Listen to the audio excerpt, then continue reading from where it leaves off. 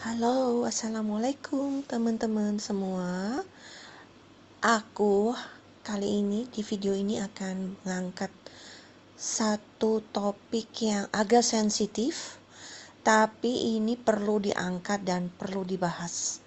Jadi, baru-baru ini saya mendapatkan gosip ataupun info-info di kalangan teman-teman human resources atau HRD di beberapa perusahaan.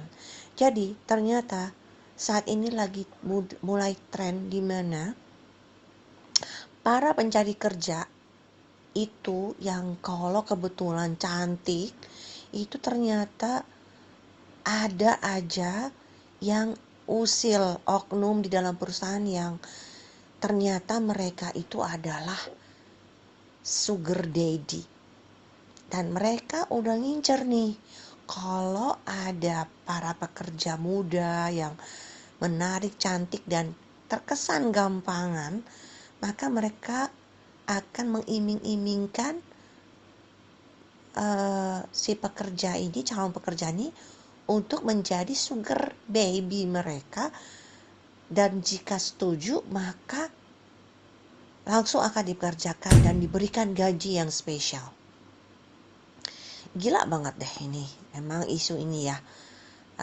Dan tapi ini mulai nyata di dunia kerja ternyata. Nah, sehingga di sini saya ingin mengasih tips bagaimana supaya teman-teman tidak terjebak dalam model wawancara ataupun dalam model siklus penerimaan karyawan yang modelnya sangat melecehkan ini dan sangat tidak profesional ini. Tips pertama ya, ketika kalian sadar bahwa kalian ini adalah menarik, cantik, masih muda, bla bla bla, ketika kalian datang untuk diwawancara, pastikan bahwa kalian berdandan tidak terlalu mencolok. Ya, berdandanlah sederhana aja. Berpakaian juga jangan dengan warna-warna yang mencolok, warna-warna yang kalem aja. Kemudian pakailah pakaian yang sopan. Bagi yang muslim lebih baik bolehlah belajar untuk menutup auratnya, menggunakan hijab dan sebagainya. Dan jangan kelihatan tampil seksi ataupun kelihatan murah ketika mencari kerja. Itu yang pertama.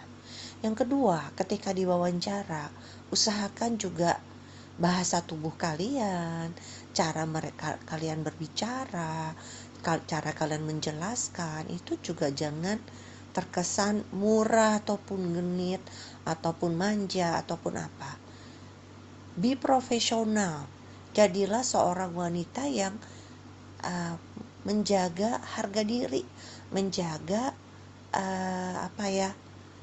jangan membuat mengesankan bahwa kita tuh gampangan, mudah didekati pria ataupun apa. Walaupun mungkin pada saat diwawancara, yang wawancara keren banget nih, ganteng banget nih, sebagainya dan sebagainya. Tapi kita juga jangan kemudian terpancing untuk jadi agak genit atau jadi agak gimana gitu ya. Oke. Kemudian tips yang ketiga, ketika ternyata betul kalian terjebak ataupun terjerat dalam skema penerimaan karyawan yang dimana ada oknum yang ingin mengajak deal atau bersepakat antara sugar daddy dengan sugar baby. Nah, di situ kalian harus tegas menolak, ya kan? Selain menolak juga harus ya udah bilang aja udah nggak mengundurkan diri gitu. Jangan lanjut. Lebih baik cari kerja di tempat lain yang lebih beres gitu loh, ya. Yang keempat, ini juga penting karena itu adalah cuman oknum. Belum tentu perusahaannya itu tahu ada budaya seperti itu yang terbangun di dalam perusahaan itu.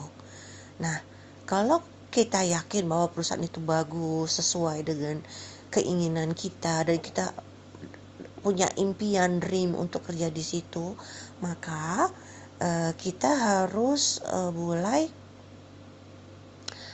juga untuk tetap menjaga hubungan dengan pihak-pihak lain yang kebetulan juga mungkin melakukan proses penerimaan karyawan dalam satu siklus penerimaan karyawan yang kita alami saat itu. Jadi contoh gini, mungkin yang wawancara ada 3, gak cuma 1. Kemudian yang menseleksi itu lebih dari 1 orang. Jadi walaupun oknumnya cuma 1 yang agak gatel tadi, tapi yang lain itu kan mungkin baik, sopan dan sebagainya. Dan kita juga suatu hari tetap berminat kerja di situ. Nah, maka kita tetap harus memberikan kesan terbaik bahwa kita itu sebenarnya adalah karyawan yang pantas untuk bekerja di situ. Namun kenapa kita tidak menerima pekerjaan itu, kita punya alasan tersendiri yang mungkin kita nggak bisa ungkapkan ke rekan kerja yang lain di situ. Tapi kita harus tetap memberikan kesan yang baik. Kira-kira seperti itu. Selamat mencari kerja dan saya berdoa semoga kalian teman-teman tidak terjebak dalam situasi siklus penerimaan karyawan yang mengandung pelecehan.